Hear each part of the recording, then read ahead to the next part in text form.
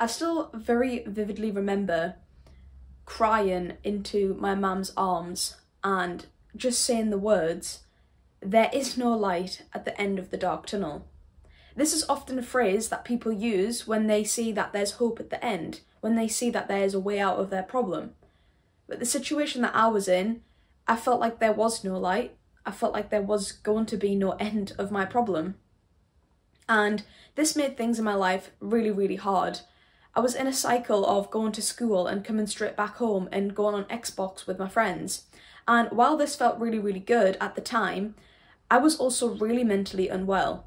I was diagnosed with something called anorexia, and I still remember being sat in the hospital, being told that I could die, and not really processing what this could mean, not really understanding what this actually meant. And the reason that I would come home and always talk to my friends and always occupy myself and never allow myself to actually spend time with my thoughts was because I was way too scared to actually have thoughts, to have my own thoughts and what exactly those would say to me, what they would make me think, what they would make me do, how I would then act because of my own thoughts.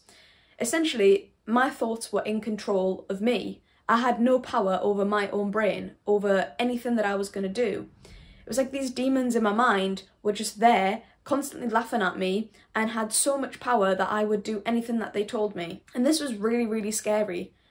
I would just come home and distract myself all of the time. Like, I genuinely could never, ever, ever be alone. Like, I could not have just sat for 10 minutes and done nothing.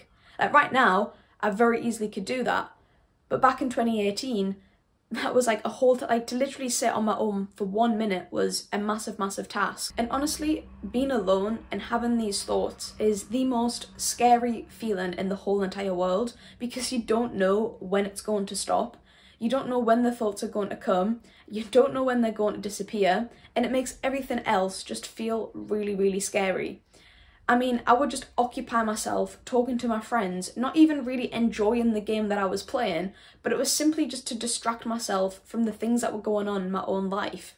And it wasn't like I was trying to do anything to improve myself. I wasn't actively doing anything. I was just sitting on Xbox and playing some video games to kind of numb the pain. However, I vividly remember a point in my life when I was at like the lowest of my low. You know, kind of when you hit rock bottom and you will do anything to get back up. That's kind of the point where I was at. And this was when I stumbled upon self-improvement, self-development on YouTube, watching amazing women such as like Jills, Jasmine Theodora, and even some guys like Hamza. And I remember they would always talk about finding a hobby that interests you, finding something that you are really, really passionate about and that you can put your full focus and energy into.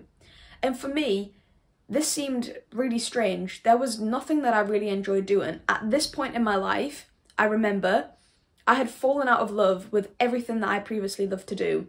Reading, music, going out with my friends. I'd lost all interest and all passion for anything that I actually did enjoy. And I feel like this was simply because I was like so low, everything felt more like a chore to do than something fun to do. But obviously in the midst of self-development and reading about different things, I then stumbled across a book by Cal Newport called Deep Work. And for me, at the time, I read the book and kind of took it with a pinch of salt. But it wasn't until I discovered one thing that totally changed my life for me, and I realised that I was actually doing deep work. So you may be asking, what is deep work? That is a great question. Deep work is simply when you sit down for a focused period of time, say anywhere from 45 minutes to about 2 hours, and you just put your whole focus on the task at hand. This is not like the Pomodoro technique. This is not where you work for 25 minutes and then take like a 5-minute break and then rinse and repeat that for, I don't know, like however many times, like 4 or 5 times. This is not what this is. This is literally you sit down for that period of time and you don't do anything else.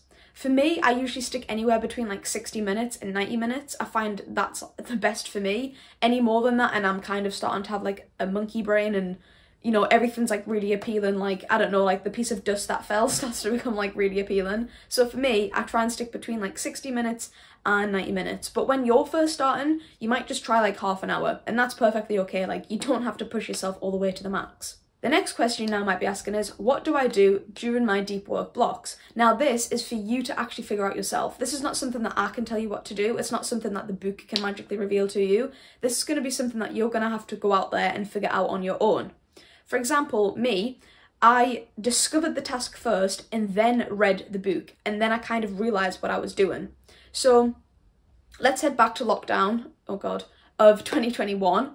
In the UK, we had, I don't even know how many lockdowns at this point.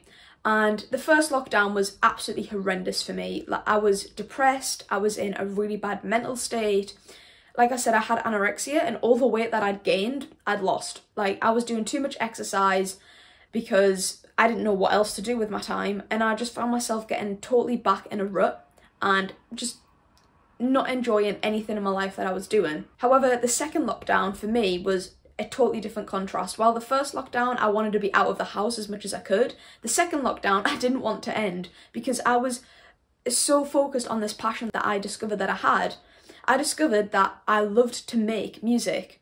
So already I sang, already I played the guitar. Now it was kind of like putting them together and making my own music on a software called Logic Pro, which is like an Apple software. I remember discovering the first chord pattern that I could make and writing my first ever lyrics down, and been so intrinsically motivated by this that I just wanted to keep doing this all day. Now don't get me wrong, at this point in time I didn't like set a timer away and time myself for however long I was doing it for. At this point in time I didn't know what deep work was, so I kind of just worked until I felt bored and found myself not in a flow state, which I'll explain in a minute, and then I would just come back to it at whenever point I felt like. And for me, this was really, really strange because I'd gone from a place in my life where I couldn't be alone and my thoughts were like ruling me, to a place where I had absolutely no focus on anything else other than what I was doing, and there was no thoughts entering my brain. I would be playing the guitar, I'd be doing whatever on Logic, and the only thoughts that I had was, okay, so this chord to this chord, F to C. And then it would be like, right, okay, so now I've got to do this on my laptop, I've got to fix the EQ this way, the drummer sounds like this, and that's all that I was focused on. And it wasn't until I'd read the book and I kind of understood the state that I was in, did it feel really bizarre to kind of like take a perspective back at and see how I was feeling, because, you know, I'd gone from hating spending time alone. Like, I genuinely could not spend like 1 minute on my own. I had to be totally occupied because of these horrible thoughts that I was having. And now I was on the complete opposite end of that spectrum where I just wanted to be alone so I could focus on my music. And for me, that is how deep work really, really changed my life. It got me from being so in my head and having thoughts that were incredibly scary and bizarre to forgetting about everything else in my life and just focusing on that one task at hand. And this is where the flow state actually brings happiness. Again, I'm going to explain this in a little bit. I was doing deep work without even realising with my music. And so your task for you is what you have to go and figure out. For you, it could be drawing, it could be painting, it could be writing, it could be video editing, it could be developing a software, it could be web page design, literally anything in the whole world that you can think of, go out there and try it. And I want to point out, if you try something and you realise that you don't enjoy it, it feels like a waste of your time, don't think of it this way. Think of it in a more positive way. Don't think, oh, I've just wasted like, I don't know, like 3 weeks drawing and I don't even enjoy it. That is not the mindset that you should have. Look at it on the flip end. Look at it on a positive side. You should think to yourself, okay, I discovered that perhaps drawing isn't for me. However, I can take that off and I can now move on to the next thing. Because the more that you figure out what you don't want, it gets you closer to figuring out what you do want, which can seem a little scary. It sometimes can feel like you've wasted time. But in my eyes, learning that you don't like something is certainly not wasted time, because it's getting you closer to the end goal of finding what you actually do want to do. So deep work is essentially sitting down for a focused period of time on a task that you can enter a flow state in. So you've now figured out what it is that you enjoy. Writing, music, etc., like we said before. Now, you actually have to sit down and do the deep work. Now, you might be thinking to yourself, okay, so I've figured out what it is that I enjoy doing. Now, what tasks do I actually do within my deep work block? For me, the way that I see deep work is doing the absolute essential, highest priority tasks in your deep work block. So these tasks for me, as someone who makes YouTube videos, would be to actually record the YouTube videos. Second to that might be scripting. Third from that might be replying to comments. Fourth from that might be creating a profile picture and a banner. If you are an author or any form of writer, your highest priority task is simply just to sit down and write. It could then be sending cold emails to publish your book somewhere. Again, it could be then replying to tweets online about your project. As a musician, your highest priority task would just be simply actually writing the songs. So this could be, you know, finding a software and starting to actually write the music. It then could be recording some promo material for your next music release. So deep work is about picking those highest priority tasks and then sitting down to do them. If you do multiple deep work blocks in a day, you can always choose the highest priority task first, and then later on in another deep work block, you can then pick, you know, a task that isn't as high. But for the first time that you do deep work, you just want to focus on that highest priority task. For me, I like to get really specific when I set out my deep work blocks. So the night before, I always schedule my days out pretty roughly, but it gives me a good idea of what I'm going to do the next day. And in my deep work block, I always write exactly what it is that I'm going to do. So for example, today it was to record this video and to then focus on writing. I would recommend when you first start perhaps not to task switch. I know that I'm kind of giving an example here and this is what I'm doing. However, I find I can go from recording videos to scripting videos pretty seamlessly because it's kind of like on the same spectrum. But when you're first starting, you might not want to do this. You might find that you get a bit distracted, which is totally okay. Don't let this deter you from, you know, focusing on deep work. Just notice that it's something that happens and that you can just push through that. Now you might be asking what the flow state is. I've mentioned the flow state a couple times in this video. To kind of break down exactly what the flow state is, it's usually what athletes call being in the zone. Now, being in the zone is just like when you have zero thoughts on your mind and you are just solely focused on the task at hand. Like you are so deeply involved in this task, you forget that time exists, you forget about literally everything else in your life, and next thing you know, it's like 1 o'clock in the afternoon, and now it's like 2:30, and before you even know it, all that time is over. It's just this flow state. It's called being in the zone. It's like nothing else in your life matters. There's no thoughts, there's no external things coming into your life to distract you. But the flow state can seem a little bit confusing. You've found your task and you find yourself getting really distracted still. I want you to ask yourself, is your task too hard or is it too easy? If it's too hard, you're probably just going to have feelings of like stress and anxiety. You're thinking to yourself like, oh, like I can't do this. It's like way too much. And that is when a task is too hard. And when it's too easy, you're going to find yourself getting really fidgety. You're going to want to like exit the room. You're going to want to start doing different things and you're going to feel bored. Those are signs of the task being too hard and too easy. Now, where do you find this happy medium? You essentially want to find a task that gives you just the right level of challenge, but you also have just the right level of skill to get there. So for example, me recording this YouTube video, it's slightly challenging, but not too challenging where I'm feeling stressed. But it's also not too easy to the point where I'm bored. Like I'm really having to think about what I say here, but it's also not too much for me to speak about because I'm knowledgeable on the subject. It could be the same with you with writing music. Don't go and try and make a crazy 10 chord progression song if you only know 4 chords. Stick with those 4 chords that you know. Maybe learn one new chord to kind of push yourself a little bit and incorporate that within your music. The same as if you're an author. Don't try and aim to write 10,000 words in an hour.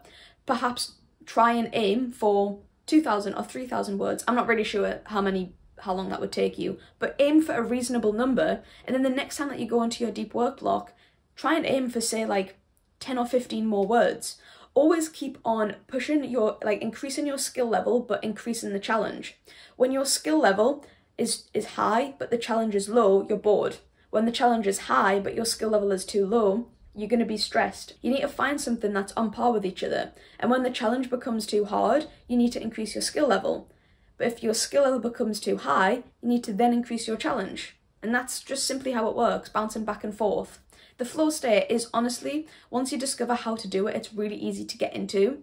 I often recommend people doing like a little ritual beforehand. You'll often notice like different athletes will talk about, they listen to this song, they read this article, or, you know, they have like some form of like ritual that they do before, you know, I don't know, swimming or playing football or whatever it is that they're doing. I recommend that you do the same as well. For me, my little ritual step protocol is always to fill my water bottle up and have my water bottle at the side of me. It's then to get everything up necessary that I need to then enter the deep work block. So for example, right now with me recording, my little ritual was to get the tripod, to get my phone or my camera, to have a charger ready at hand, to have a script up next to me if I was reading off a script. If you are writing, it could be having a specific playlist on that gets you focused. It could be getting your document up before you've even started. I find often just getting things ready before you actually start your deep work block really reduces distractions, because it's very easy to like halfway through be like, oh, I need a drink. But then this like snaps you out of your workflow. You know, you've got to stand up, you've got to then go downstairs or wherever it is to get your water, then got to fill it up, and then you come back up, and by the time that happens, you're totally out of this workflow. You're totally out of this flow state, and you're not even focused at the task at hand. So you may be wondering, how does all of this link to me having my life changed and overcoming anorexia? For me, obviously, the flow state is where you have no thoughts. And like I mentioned before, discovering this flow state for me led me to having no thoughts. But the other really important thing about the flow state is it makes you really mindful and really present at hand. Now, often for me, I found when I had really, really bad mental health days, I was really caught up in the past or really caught up in the future. You know, regretting things that I'd done or worrying about things that were going to happen that I didn't know were going to happen. But the flow state totally blocks out both sides of those things, and it just gives you tunnel vision on the task that you're doing at hand. And for me, this was a game changer. My brain wasn't wandering, I wasn't mind wandering to different things that were occurring to me. I was simply focused on what I was doing.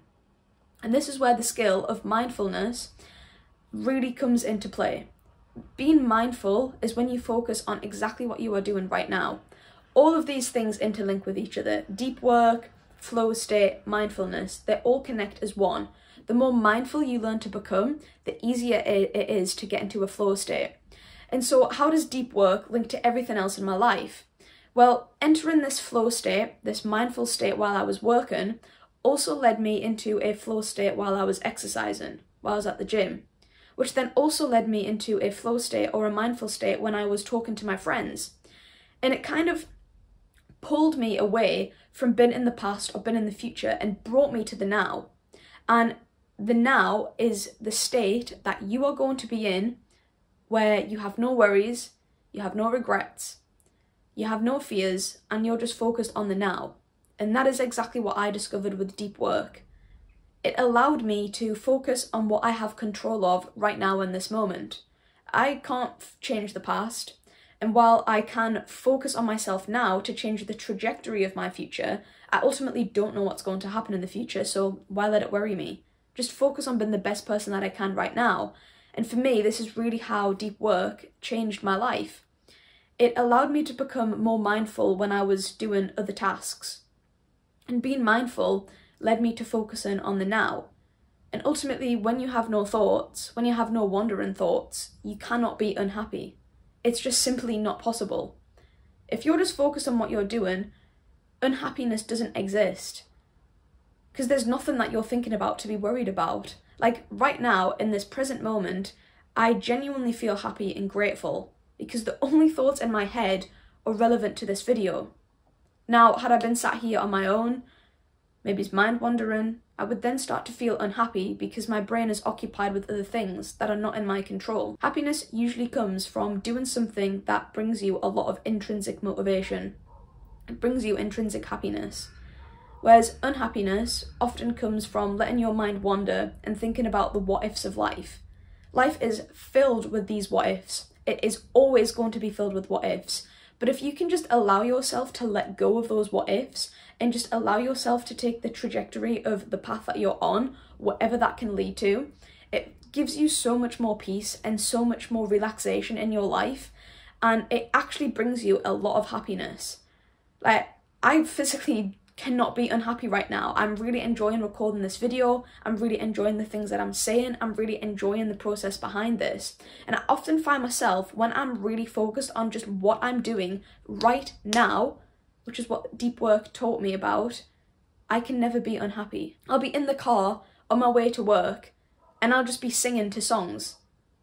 I'll be singing, I'll be vibing, I'll be jamming. And again, it's because there's no thoughts in my mind.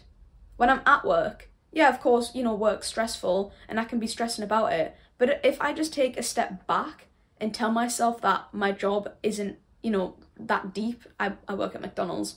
If I tell myself that my job isn't that deep and I focus on the task at hand and I allow myself to slow down a little bit, there's no unhappiness there. You know, when I'm at work, I'll be dancing around, singing, trying to make things more fun and trying to put myself in the present moment. Because at work, it's very easy to get on autopilot. Here's another really easy way to get unhappy. Just enter autopilot. I know people who've told me that they're driving and they get from point A to point B and they have no idea how they got there. That scares me. That's never happened to me, thankfully. But like, that's when you're on autopilot, that's when your mind isn't present, and that's when you're going to start to feel unhappy. And we do this with everyday things in our life. Obviously taking a shower, brushing your teeth, it's just things that we've done so many times we don't need to think about it. And this is where unhappiness stems from. When a task becomes so mundane, so monotonous, and we're not present and focused on it, that's when we become unhappy. So that for me was how deep work literally changed my life. It taught me to focus on the present moment. It enabled me to discover tasks that I absolutely love, that intrinsically motivate me, and that I would love to do for the rest of my life. If you have any other questions on deep work, on the flow state, feel free to leave them in the comments below. This is just a pretty quick overview of how all of this happened in my life and how it changed my life. So if you do have any other questions, please leave them in the comments. As always, if you found this helpful, leave a thumbs up and subscribe, and I will see you all in another video.